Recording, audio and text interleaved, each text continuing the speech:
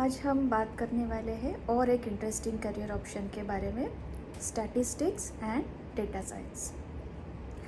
तो कॉमर्स के जो स्टूडेंट्स होते हैं जिन्होंने 10+2 कॉमर्स किया होता है, इन जनरल उनको स्टैटिस्टिक्स के बारे में काफ़ी आइडिया होता है। लेकिन जो साइंस स्ट्रीम के स्टूडेंट हैं जिन्होंने 10+2 किया हुआ है, उनके लिए भी स्टैटिस्टिक्स और डेटा साइंस में अच्छे करियर ऑप्शंस अवेलेबल होते हैं, लेकिन उन्हें स्टैटिस्टिक्स के बारे में उतनी आइडिया नहीं होती। तो ऐसे स्टूडेंट्स के लिए और पेरेंट्स के लिए आज हम स्टैटिस्टिक्स और डेटा साइंस के बारे में जानने की कोशिश करते हैं।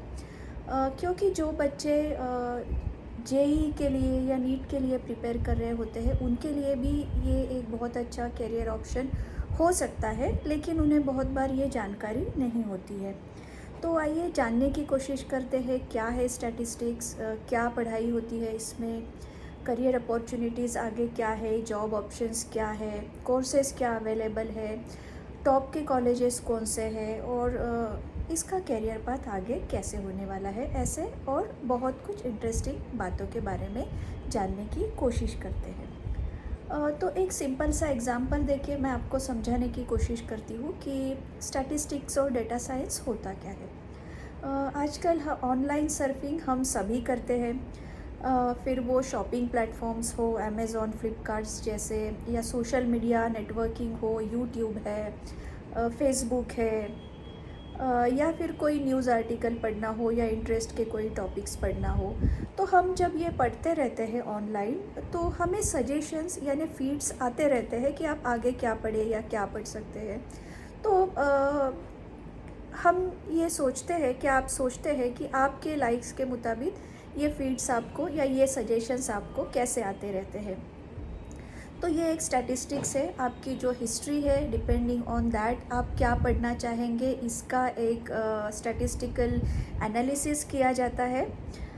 तो ये नेचुरली कोई बैठ के मैन्युअली कोई पर्सन तो नहीं करता है। तो ये स्टैटिस्टिक्स है, ये स्टडी और एनालिसिस कि आप क्या पढ़ रहे हैं, आपकी इंटरेस्ट क्या है और आपको क्या आगे चाहिए हो सकता है, ये स्टैटिस्टिक्स है। और ये आपको सजेस्ट करना, इसके लिए जो सजेस्ट करने का सॉफ्टवेयर होता है that is related to data science. ये जो सॉफ्टवेयर बनता है कि आपको क्या सजेस्ट किया जाए, कोई पर्सन नहीं, लेकिन जो सॉफ्टवेयर प्रोग्राम से ये आपको सजेस्ट करते हैं, तो दैट इज़ डेटा साइंस। तो स्टैटिस्टिक एंड डेटा साइंस ये हैंड इन हैंड जाते हैं। Statistics is more related to mathematics और data science is related to computer science या आईटी। तो जो मैथमेटिक पार्ट्स है, ये एनालाइज करना, ये सारा डेटा कलेक्ट करके आपने किस पे क्लिक किया है, आपने कितनी देर किस टॉपिक पे या किस प्रोडक्ट पे स्पेंड किया है, कितनी बार आप गए हैं, आपकी स्पेंडिंग कैपेसिटी या स्पेंडिंग हैबिट क्या है, ये सारा जो डेटा है ये कलेक्ट करना और उसे एनालाइज करना, दैट इज़ स्टैटिस्टिक्स। और ये सॉफ्टवेयर प्रोग्राम के द्वारा आपको सजेस्ट करना, दैट इज़ डेटा साइंस। ये आपको मैं सिंपल से सिंपल वर्ड में अगर समझा सकती हूँ, तो ये ऐसा जाता है। ये दोनों ही बहुत इंटरडिपेंडेंट और ओवरलैपिंग है। तो अगर आप बहुत नंबर्स के साथ आपको अच्छा लगता है, if you are good with numbers, then statistics is the field for you. आपका अलजेब्रा अच्छा है, आपको नंबर्स के साथ खेलने में मज़ा आता है, तो आपको स्टैटिस्टिशियन बनना चाहिए। और आप अगर आईटी में रहना चाहते हैं, सॉफ्टवेयर प्रोग्रामिंग में काम करना चाहते हैं, तो आप data science as a career select कर सकते हैं। आप स्टैटिस्टिक करने के बाद भी डेटा साइंस में आगे स्पेशलाइजेशन कर सकते हैं, ताकि आपका फाउंडेशन स्ट्रॉन्ग हो स्टैटिस्टिक का। एक अच्छा डेटा साइंटिस्ट बनने के लिए ऑलवेज़ आपकी स्टैटिस्टिक पे एक बहुत अच्छी पकड़ होना ज़रूरी है। तो एक अच्छा statistician can always become a good data scientist. या आप डायरेक्ट भी डेटा साइंटिस्ट में जा सकते हैं। और स्टैटिस्टिक के कुछ और एप्लीकेशंस देखते हैं कि कितना वाइड स्प्रेड और कितना हर फील्ड में इसके एप्लीकेशंस फैले हुए हैं। आप हेल्थ सेक्टर ले लीजिए, आप गवर्नमेंट सेक्टर ले लीजिए, देन बैंकिंग एंड फाइनेंस है, बिजनेस सेक्टर है, मार्केटिंग है, जेनेटिक्स है, अर्थ साइंस है जिसके बारे में हमने वीडियो भी किया था। आप कोई भी ऐसा फील्ड ले लीजिए, शेयर मार्केट है, इकोनॉमिक्स है, कोई एजुकेशन है, कोई ऐसा फील्ड नहीं है, एग्रीकल्चर है, जिसमें स्टैटिस्टिक यूज़ नहीं होता या स्टैटिस्टिक का यूज़फुलनेस या एप्लीकेशन नहीं है। एग्ज़ाम्पल लेके हम थोड़ा समझने की कोशिश करते हैं कि कैसे, ताकि आपको और आइडिया आए। जैसे हेल्थ केयर सेक्टर में जैसे कैंसर हो गया, हार्ट डिसीज़ हो गया, डायबिटीज़ हो गया, ये जो बड़ी बीमारी है इनकी स्टडीज़ की जाती है। तो ये कौन से एज ग्रुप में होती है, किन कंडीशन में होती है, किन जियोग्राफिकल रीजन्स में ज़्यादा होती है, किस जेंडर को ज़्यादा होती है, किस स्पेसिफिक फूड हैबिट्स वाले लोगों में ज़्यादा पाई जाती है, ऐसे अलग अलग पैरामीटर्स पे स्टडी करके इसका एनालिसिस बनाया जाता है। और हर स्टडी का कोई ऐसे ही तो स्टडी कोई भी की नहीं जाती, हर स्टैटिस्टिकल स्टडी का एक गोल होता है कि किसके लिए आप ये कर रहे हैं। तो हर चीज़ का एक गोल होता है हर स्टैटिस्टिकल स्टडी का। तो गोल के मुताबिक ये ऐसे स्टडी करने के बाद उसका ट्रेंड और उसको एनालाइज करने के बाद हमें ये हेल्प मिलती है कि हम कैसे चौकन्ने रह सकते हैं, या हम अवॉइड करने के लिए क्या रह सकते हैं, या अलग अलग चीज़ पे सॉल्यूशन फाइंड करने के लिए ऐसे स्टडीज़ का यूज़ होता है। देन फार्मास्यूटिकल स्टडी में आप देखेंगे तो कोई स्पेसिफिक ड्रग है, उसका सक्सेस या उसका फेल्यूर, इसका रेट कैसा है, इसकी स्टडी की जाती है। अभी इसके लिए भी अलग अलग कंट्रीब्यूटिंग फैक्टर्स हो सकते हैं। किन कंडीशन में सक्सेस हुआ तो वो हुआ है या ज़्यादा हुआ है, किन कंडीशन में फेलियर हुआ है, क्या ज़्यादा कंट्रीब्यूटिंग फैक्टर्स है। इसकी स्टडी करने के बाद कंपनी को स्ट्रेटेजी फॉर्म करने में ड्रग को डिसकंटिन्यू करना है या क्या मॉडिफिकेशन करने की ज़रूरत है, जो कुछ भी है व्हाटएवर, उन्हें सॉल्यूशन फाइंड करने में हेल्प होती है।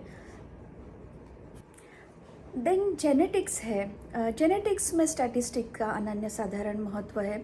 जेनेटिक्स में अगर आपको एग्जांपल दूँ तो कोई अगर स्पेसिफिक जीन है, कोई बीमारी का है या कोई कैरेक्टरिस्टिक का है, तो वो अगली जनरेशन में आने की कितनी प्रोबेबिलिटी है, या कितने जनरेशन के बाद वो आ सकता है, किस कंडीशन में उसे एक्सप्रेस करने से अवॉइड कर सकते हैं कुछ डिसीज़ेस का अगर वो है तो इस तरह की स्टडी जेनेटिक्स में, ये बहुत सिंपल एग्जांपल दिया मैंने, बहुत सिंपल तरीके से, लेकिन जेनेटिक्स में स्टैटिस्टिक्स का बहुत महत्व है। देन जियो इन्फॉर्मेटिक्स हो गया, हमने अर्थ साइंस का एपिसोड किया था। तो अर्थ साइंस में अगर फॉर एग्जांपल एटमॉस्फेरिक प्रेशर आप देखें तो अलग अलग एटमॉस्फेरिक प्रेशर में मॉनसून प्रेडिक्शन हो गया या स्टॉर्म आने का प्रेडिक्शन हो गया, इसे प्रेडिक्ट करना, ये कब तक आ सकता है, प्रोबेबिलिटी क्या है, कितने एरिया में इसका स्प्रेड होगा, इसके स्पीड की प्रेडिक्शन, ऐसी सारी बातें, this is pure statistics. Again ऐसे बहुत सारे बातों में नेचुरल हैज़ार्ड्स प्रेडिक्ट करने के बारे में स्टैटिस्टिक्स यूज़ होता है। देन बिजनेस में, मार्केटिंग में, R&D में, जैसे प्राइस सेंसिटिविटी हो गई कि कंज्यूमर स्पेसिफिक प्रोडक्ट के लिए कितना प्राइस सेंसिटिव है, अगर हाई एंड प्रोडक्ट है तो प्राइस सेंसिटिविटी नहीं है, कौन से जोग्राफिकल रीजन में प्राइस सेंसिटिविटी है, कौन से क्लास में है, कौन से प्रोडक्ट के लिए है, कंज्यूमर बिहेवियर कैसा है, कंज्यूमर कौन से सीज़न में, या जैसे आप देखें तो मंथ एंड में कम करेगा स्पेंडिंग या नहीं करेगा, इस तरह के बिहेवियर्स है, कंज्यूमर सेंसिटिविटी है, सेंटिमेंट्स है, इन सब का स्टैटिस्टिकल स्टडी होता है। ये सारा डेटा गैदर करके और बिजनेस डिसीजन के लिए उसकी हेल्प होती है, स्ट्रेटजीज फॉर्म करने में, मार्केटिंग की, प्राइस डिटरमाइन करने में, इस सब में इसका हेल्प होता है। और कंपनीज इन दिनों बहुत ज़्यादा इन्वेस्ट करती है इन सब चीज़ों में, ऐसे R&D में। देन सप्लाई चेन मैनेजमेंट जैसी चीज़ हो गई। सप्लाई चेन में कंपनीज ट्रैक रखती है उनके हर सेल का।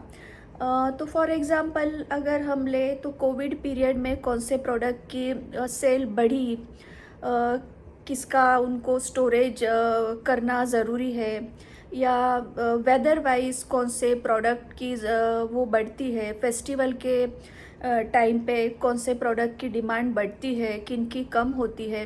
तो ये सारा सप्लाई चेन में ट्रैक रखने के लिए स्टैटिस्टिक्स काम आता है, उसमें भी उसका एप्लीकेशन है। Then government government sector, public sector, NGOs, इसमें स्टैटिस्टिक का अनन्य साधारण महत्व है। हर सेक्टर में डिसीजन मेकिंग, पॉलिसी मेकिंग के लिए, जैसे फॉर एग्जांपल ले लूँ पॉपुलेशन ग्रोथ रेट कैसे है, कौन से जोग्राफिकल एरियाज़ में या कौन से क्लास में, कौन से सोशो इकोनॉमिक टाइप में पॉपुलेशन ग्रोथ, या कौन से रिलीजन में पॉपुलेशन ग्रोथ रेट ज़्यादा है, ऐसी बातें। देन एम्प्लॉयमेंट रेट को अफेक्ट करने वाले क्या फैक्टर्स है, जैसे एजुकेशनल क्राइटेरिया हो गया, क्या एजुकेशनल ग्रुप में अनएम्प्लॉयमेंट ज़्यादा है, कौन से रीजन्स में जहाँ इंडस्ट्रियल डेवलपमेंट है नहीं है, ये सारे क्राइटेरियाज पे। देन हेल्थ सेक्टर में भी गवर्नमेंट को हेल्प करने के लिए जैसे चाइल्ड डेथ रेट हो गया, प्रेग्नेंट लेडीज़ का डेथ रेट हो गया, वो कहाँ कैसे है, उसके ऊपर क्या कर सकते हैं पॉलिसी मेकिंग के लिए। एजुकेशन के लिए कहाँ एजुकेशन रेट ज़्यादा है, ड्रॉप आउट रेट ज़्यादा है, इस तरह का स्टैटिस्टिक्स, ये सारी बातें। देन माल नरिशमेंट हो गई। माल नरिशमेंट हम देखते हैं सिर्फ पुअर सोशो इकोनॉमिक ग्रुप में ही नहीं, हायर क्लास में भी माल नरिशमेंट देखी जाती है because of bad eating habits and fast food खाने की वजह से। तो ये सारी बातों पे स्टडी करना, इसे एनालाइज करना और उसके ऊपर फिर सजेशन देना या पॉलिसी बनाना। तो गवर्नमेंट सेक्टर में स्टैटिस्टिक का रोल इतना ज़्यादा है, उसको हम स्ट्रेस नहीं कर सकते वर्ड्स में, इतना ज़्यादा गवर्नमेंट सेक्टर में स्टैटिस्टिक्स का रोल है। देन बैंकिंग फाइनेंस इकोनॉमिक्स, इसमें तो कितने एग्जाम्पल्स दो आप उतने कम हैं, लेकिन मैं एक सिंपल सा एग्जाम्पल दूंगी रिस्क मैनेजमेंट का। जैसे बैंक्स के पास लोन के लिए या क्रेडिट कार्ड के लिए एप्लीकेशंस आते हैं, तो ऐसी एजेंसीज़ या बैंक्स स्टैटिस्टिकल स्टडी करते हैं कस्टमर का हिस्ट्री को लेकर, कि उस depending on past history, spending habits और उन्होंने जो बिल भरे हैं या वॉट एवर डेटा वो यूज़ करते हैं, कि स्पेसिफिक कंज्यूमर ईएमआईज़ टाइम पर भरने का या बिफोर टाइम भरने का या डिफ़ॉल्ट करने के कितने चांसेस है, इसकी स्टडी होती है और डिसाइड होता है आपको कितना और लोन दिया जाए या क्रेडिट कार्ड दी जाए, कितनी लिमिट दी जाए या कितनी नहीं दी जाए। तो ऐसी सारी मज़ेदार बातें होती हैं। देन शेयर मार्केट हो गया, इलेक्शन सर्वेज, इलेक्शन में हम आए दिन देखते रहते हैं, एग्जिट पोल होते हैं। देन उस पर से एरिया वाइज भी, या कौन सी पार्टी कहाँ पर, अलग अलग उनके क्राइटेरिया होते हैं, ओपिनियन पोल होते हैं। तो ये सारे बातें, दिस इज़ ऑल स्टैटिस्टिक्स। तो अभी इतने सारे एप्लीकेशंस देखने के बाद और कितने सारे ऐसे फील्ड्स है, मैं अगर गिनाते जाऊँ तो हमें पता नहीं एग्जाम्पल्स पर ही कितने एपिसोड्स बनाने पड़ेंगे। स्पोर्ट्स में जैसे कोई पर्टिकुलर टीम है तो उसके विनिंग और क्या उन्होंने कैसे खेला है, उस पर स्टैटिस्टिकल स्टडी होती है। तो कितनी सारी चीज़ें हैं जो स्टैटिस्टिक का एप्लीकेशन, कोई ऐसा फील्ड नहीं है जिसमें स्टैटिस्टिक का एप्लीकेशन या यूज़फुलनेस ना हो। तो और आजकल हम हर जगह सुनते रहते हैं कि डेटा का फ्लड आया हुआ है। तो ये जो बिग डेटा हमें अवेलेबल है, इसका क्या करना है, इसका इस्तेमाल कैसे किया जाए, इसको कैसे यूज़ में लाया जाए, इसके लिए हमें स्टैटिस्टिक्स की ज़रूरत है, अच्छे स्टैटिस्टिशियंस की ज़रूरत है और अच्छे डेटा साइंटिस्ट्स की भी ज़रूरत है। इसीलिए इनकी हमेशा डिमांड रहने वाली है। और ये डिमांड जैसे डेटा इंफॉर्मेशन जितनी ज़्यादा आते जाने वाली है हमारे हाथ में, हर एरिया में और दुनिया के हर कोने में स्टैटिस्टिशियंस और डेटा साइंटिस्ट की डिमांड दिनों दिन बढ़ते जाने वाली है। तो ये आपके लिए एक बहुत अच्छा करियर ऑप्शन है। तो देखते हैं कि स्टैटिस्टिशियन या डेटा साइंस बनने के लिए आपको क्या पढ़ाई करनी पड़ती है, करियर पाथ आपका क्या होगा। तो डेटा साइंस आपको करना है तो 12+2 साइंस के बाद डेटा साइंस के लिए बहुत से कोर्सेज, जैसे बीएससी हो गया, बी हो गया, बीटेक हो गया, BS हो गया, बैचलर इन साइंस, ऐसे बहुत से कोर्सेज अवेलेबल है। लेकिन आज हम स्टैटिस्टिक्स के बारे में ही, स्टैटिस्टिक्स पर ही ज़्यादा फोकस करते हैं। डेटा साइंस के लिए स्पेसिफिकली कभी और बात करेंगे। तो स्टैटिस्टिक्स के लिए अगर आपको आगे पढ़ाई करनी है तो 10+2 के बाद आपको इसमें आपको मैथमेटिक्स एंड इंग्लिश, ये 2 सब्जेक्ट्स होना ज़रूरी है। मैथमेटिक्स पर ही सारा स्टैटिस्टिक्स बेस्ड है, तो स्टैटिस्टिक्स के लिए मैथमेटिक्स एंड इंग्लिश। तो कॉमर्स के स्टूडेंट और साइंस के स्टूडेंट्स इसके लिए जा सकते हैं। PCB ग्रुप के जिन स्टूडेंट्स ने मैथमेटिक्स लिया हुआ है, बहुत से स्टूडेंट लेते हैं, वो भी इस करियर ऑप्शन के बारे में सोच सकते हैं। और कुछ आर्ट कोर्सेस में, कुछ कॉलेजेस में मैथमेटिक्स का ऑप्शन होता है। तो ऐसे भी आर्ट्स के स्टूडेंट जिन्होंने 12th में मैथमेटिक्स लिया हुआ है, लेते हैं कुछ स्टूडेंट, तो वो भी इस कोर्स के लिए ऑप्ट कर सकते हैं, क्योंकि मैथमेटिक्स और इंग्लिश उनका होता है। तो इसके लिए कोई नेशनल लेवल की या स्टेट लेवल की ऐसे एग्ज़ाम नहीं है। आप कॉलेज के, बहुत से कॉलेज अपनी खुद की एग्ज़ाम्स कंडक्ट करते हैं। तो आप जिस एरिया में या जिस स्टेट में रहते हैं, आपने जो कॉलेजेस शॉर्टलिस्ट किए होंगे, तो आप देख सकते हैं कि वो कॉलेज कोई एग्ज़ाम, एंट्रेंस एग्ज़ाम कंडक्ट करता है या नहीं। वेल इन टाइम आप ये देख सकते हैं और आप पता करके उसकी प्रिपरेशन कर सकते हैं। अब कोर्स में BSc इन स्टैटिस्टिक्स, BS इन स्टैटिस्टिक्स, ये करने के बाद एग्जैक्टली स्टैटिस्टिशियंस करते क्या है, स्टैटिस्टिक्स में क्या करते हैं। स्टैटिस्टिक्स में end to start to finish आपको डेटा पे काम करना है, वो डेटा पे काम करते हैं। तो आपका जो गोल होगा या जो जिस डेटा की ज़रूरत है, डिपेंडिंग ऑन आपका क्या गोल है, डिपेंडिंग ऑन दैट आप स्टैटिस्टिशियंस ये डिसाइड करते हैं कि आपको क्या डेटा कलेक्ट करना है, किस टाइप का डेटा कलेक्ट करना है, कितना डेटा करना है, कितनी सैम्पलिंग करनी है। मतलब हंड्रेड्स में आपको सफिशेंट है किसी डिसीजन पे या ट्रेंड पे रीच करने के लिए, या आपको थाउजेंड्स में चाहिए, लैक्स में चाहिए, कितने टाइम स्पैन के लिए चाहिए। ये डेटा आपको किस मेथड से कलेक्ट करना है, आपको ऑनलाइन सर्वे करना है या ऑनलाइन कुछ डेटा कलेक्ट करना है, या आपको ओपिनियन पोल लेना है, क्वेश्चनायर लेना है, या सर्वे करना है, या ऑब्जर्वेशन से कलेक्ट करना है। मेथड क्या होगी डेटा कलेक्ट करने की, ये सारा। देन ये डेटा कलेक्ट करने के बाद इसको प्रिपेयर करने के लिए, एनालाइज करने के लिए आप कौन से सॉफ्टवेयर टूल्स यूज़ करेंगे। अलग अलग टूल्स होते हैं। तो जैसे हम देखते हैं, सिंपल सा उदाहरण दूँ तो कोई डेटा हम चार्ट्स में रिप्रेजेंट्स करते हैं, ग्राफ में रिप्रेजेंट करते हैं, ग्राफ के भी अलग अलग कॉलम में यूज़ करते हैं, लाइंस में यूज़ करते हैं। ये मैं एक सिंपल आपको समझने के लिए उदाहरण दे रही हूँ, इतने आसान टूल नहीं होते, थोड़े कॉम्प्लिकेटेड होते हैं। तो किस तरह के टूल्स, सॉफ्टवेयर, मेथड्स आप यूज़ करेंगे डेटा को एनालाइज करने के लिए, और एनालाइज करने के बाद उसे आप कैसे इंटरप्रेट करेंगे।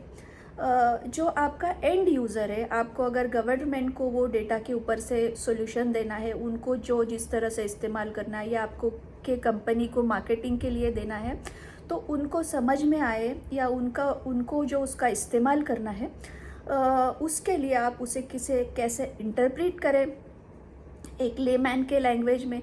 जैसे आप ओपिनियन पोल्स में सब लोग देखते रहते हैं, उन्होंने सैम्पल्स गैदर करके उन्होंने अपना स्टैटिस्टिक स्टडी की होती है, लेकिन हमें जो हमारी लैंग्वेज में समझ में आए उस तरह से वो डेटा का एनालिसिस हमें बताते हैं। तो इस तरह से उसे इंटरप्रेट करना, ये भी एक अच्छे स्टैटिस्टिशियन का काम है। इसलिए उसके कम्युनिकेशन स्किल, इंग्लिश भी उतनी अच्छी होना ज़रूरी है मैथमेटिक्स के साथ ही।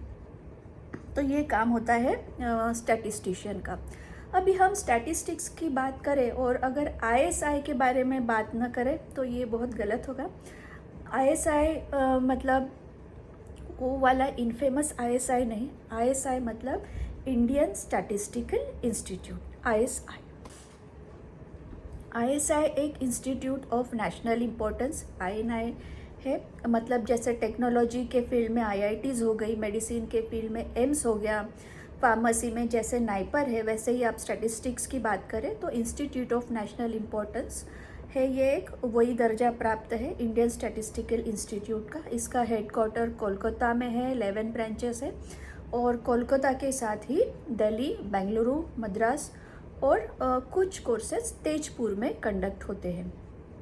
तो क्या कोर्सेज होते हैं इनके? अंडर ग्रेजुएट कोर्सेज है, पीजी कोर्सेज है, डॉक्टरल कोर्सेज है, पीजी डिप्लोमास है, लेकिन मेनली अगर हम आज अंडर ग्रेजुएट कोर्सेज के बारे में बात करें तो bachelor of statistics, bachelor of mathematics और बैचलर ऑफ डेटा साइंस, ये मेनली 3 अंडर ग्रेजुएट कोर्सेज है इनके। बैचलर ऑफ मैथमेटिक्स और बैचलर ऑफ स्टैटिस्टिक्स ये 3 साल के कोर्सेस है, और बैचलर ऑफ डेटा साइंस ये इनका 4 साल का ऑनर्स कोर्स है। एडमिशन के लिए इसकी एंट्रेंस टेस्ट है नेशनल लेवल की, आईएसआई टेस्ट जिसे कहते हैं। ये एक चैनल है, दूसरे चैनल के बारे में भी बताऊंगी और जो ज़्यादा डिफ़िकल्ट है। तो आईएसआई टेस्ट है, ये 3 स्टेजेस में होती है। फर्स्ट स्टेज में इनकी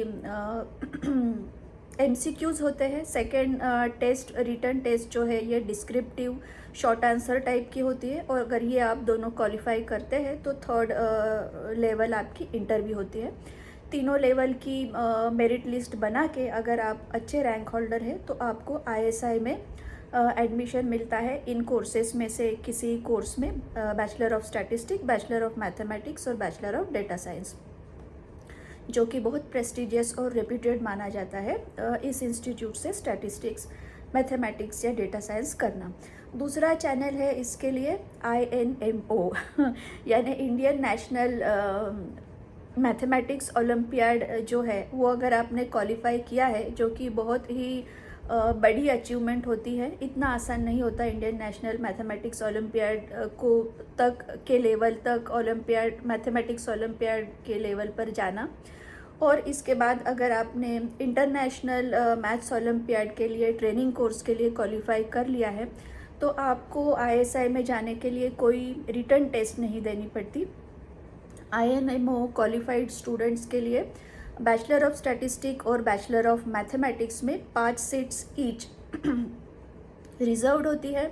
आपको कोई एंट्रेंस टेस्ट नहीं देनी पड़ती, लेकिन आपको इंटरव्यू देना पड़ता है, और इंटरव्यू क्वालिफाई करने के बाद 5 स्टूडेंट्स ईच इन दोनों कोर्सेस में आपको INMO स्टूडेंट को डायरेक्ट एंट्री मिलती है। Bachelor of statistics, bachelor of data science के लिए INMO के लिए कोई रिजर्वेशन नहीं है।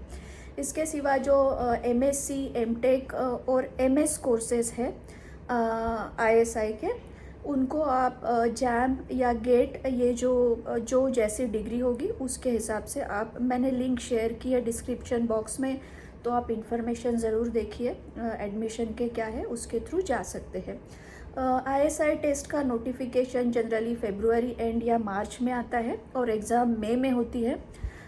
उनके जो लिंक शेयर की है आप वेबसाइट चेक कीजिए, सिलेबस दिया हुआ है, और उन्होंने बुक्स भी दी है आप प्रिपरेशन के लिए कौन सी बुक्स यूज़ कर सकते हैं। बुक्स आप फ्लिपकार्ट या अमेज़ॉन से भी ऑर्डर कर सकते हैं, अवेलेबल है।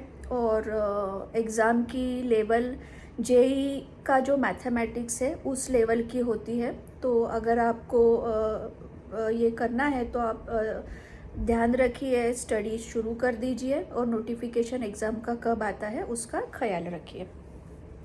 देन IIT कानपुर में भी स्टैटिस्टिक्स के अच्छे कोर्सेस हैं अंडर ग्रेजुएट लेवल के। BS है, bachelor of science, bachelor of statistics है, बैचलर ऑफ मैथमेटिक्स है डेटा साइंस में भी, और वहाँ BSMS इंटीग्रेटेड कोर्सेस अवेलेबल है।